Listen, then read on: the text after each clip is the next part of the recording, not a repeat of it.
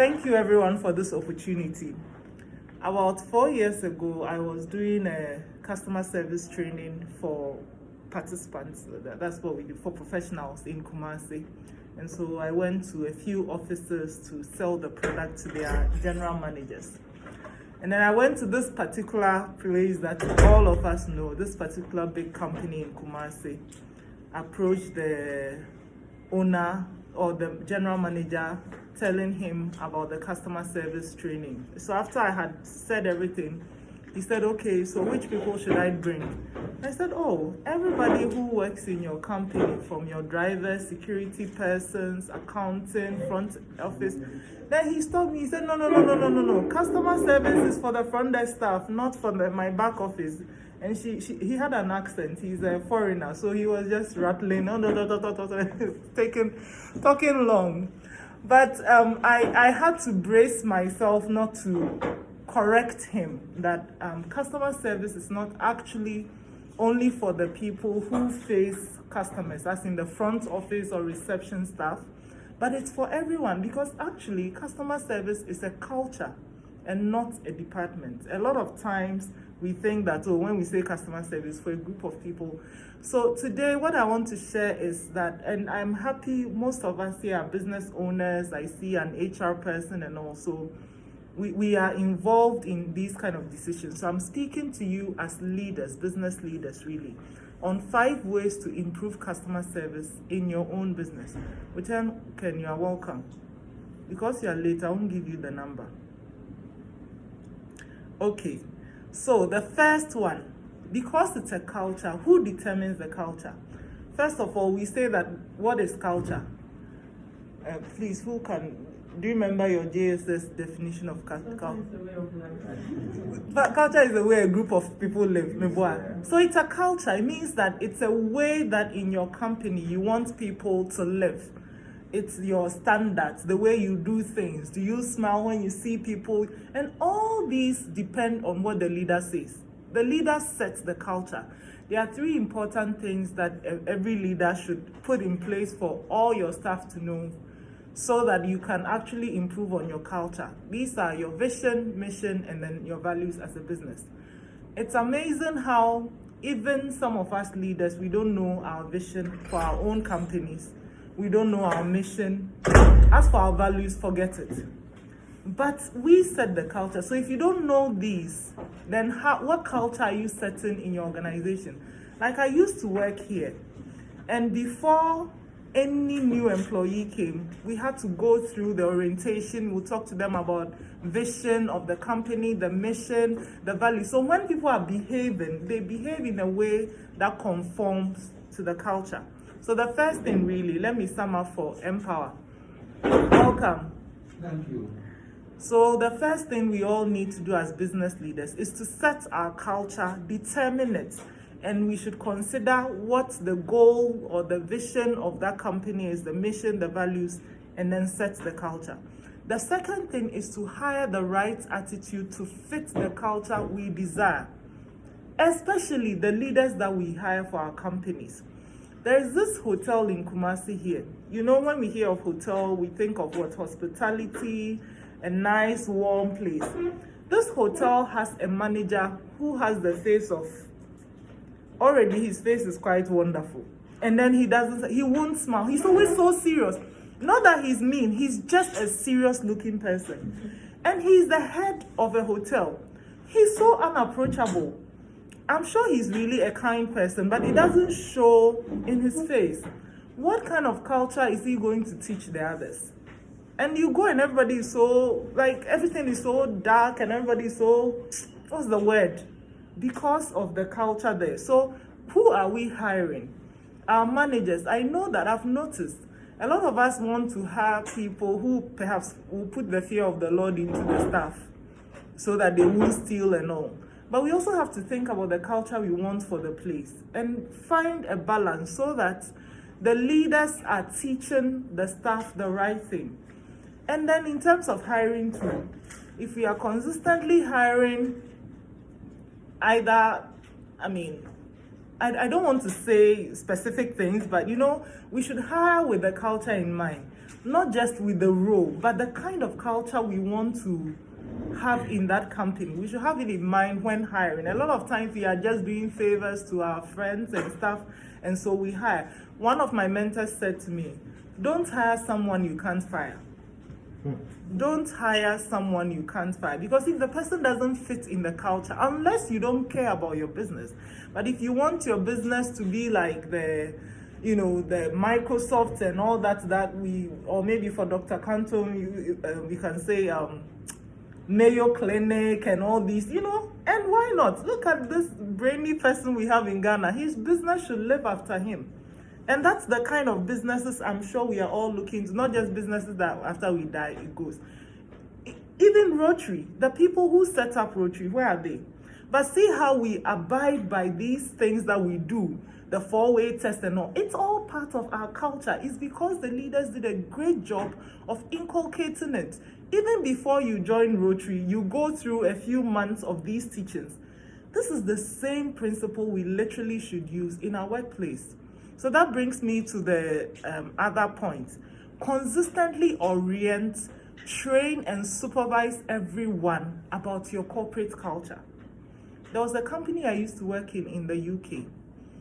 I was just going to be a call center person. I wasn't even I didn't have any role I was just going to work at the call center, pick people's calls, brokers' calls, and then answer questions about insurance. I was taken through orientation for 6 weeks before they allowed me to even enter the call center and then start taking calls. 6 weeks with books. They trained and trained. It wasn't like a course for even degree people. It was just we were regular people. But that's how much they cared about their culture.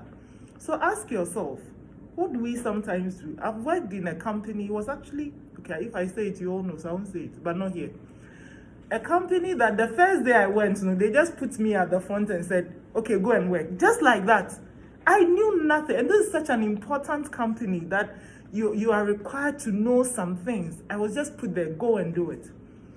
And then the boss will expect me to deliver because I'm supposed to be smart from school. But I don't know how you do things here. And a lot of times we do that. I get so surprised when managers, because a lot of my clients are business owners. They'll tell me, Amma, I've spent X dollars to train these people. I've trained and trained and trained them. And they are not changing. Or maybe I've trained, no, not even trained and trained. I've trained them once. Then I sent them to a place. I trained them. How come they are not changing? Well, one time doesn't work. So orienting, that is way before they come in.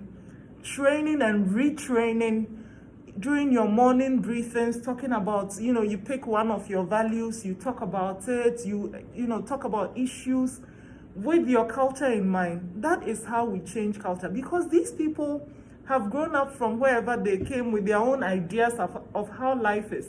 And you are trying to change them to fit into your company. It's not going to take just one training or 2 trainings, even 3. It has to be consistent. Ideally, if you have a training manager or your manager's handling the training, it works. But occasionally, of course, you can bring someone from outside as well.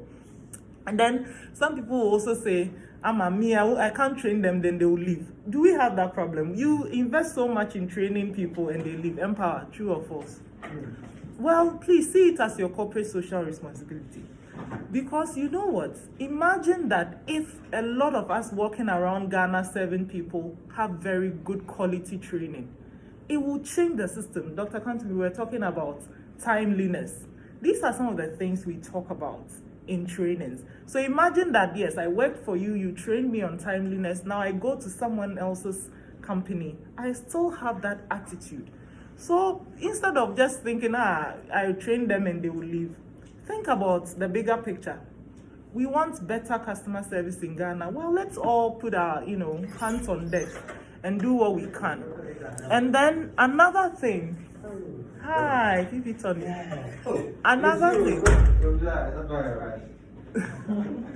Another thing is living your culture as the leader. Living your culture. There's one particular question that ever since I started working in this particular company, and then even last week when I had customer service training, I heard, Amma, please, can you train our managers? I hear it all the time, and I'm always saying, of course, your managers, they have good training. First of all, they also started like you. Second of all, why would they pay so much to bring you to a training if they are not interested in their business? You know, sometimes when we are sitting here as staff, we have the impression that managers don't care and blah, blah, blah. But anyway, the main point is that sometimes we managers don't live the culture. We tell people what to do, but we don't do. You get it? Because I think because we are managers, we expect certain privileges. But by you enjoying certain privileges, sometimes it violates your own culture that you've put in place. For instance, when I used to work here, these bathrooms here were only reserved for guests. Staff were not allowed to use it. And then some people would see managers coming from there going to use it. You get it? Then by we staff seeing that, we see that, so if it's good for the manager, then me too is good for me. You get it? So if we really want to inculcate a culture, we have to live it. We are not above it. Remember, we set it. So there's a reason we set it. We are not above it.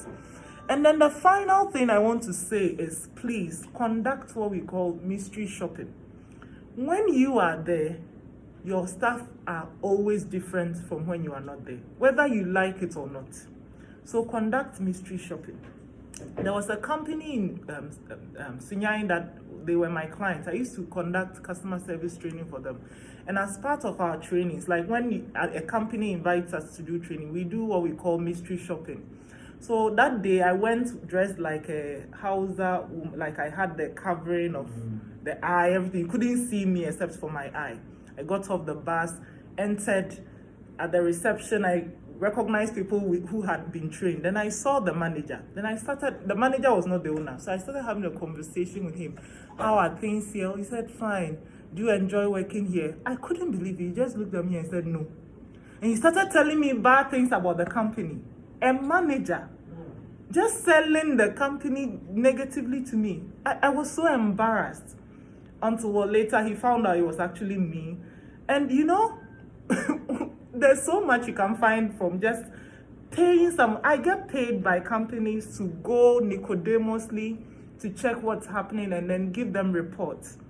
And it's amazing the things you can find out, the things that your staff are really doing when you're not there. When you're there, it's yes, a master, yes, a master. But when you're not there, they are different human beings. So if you really want to know, conduct regular checks.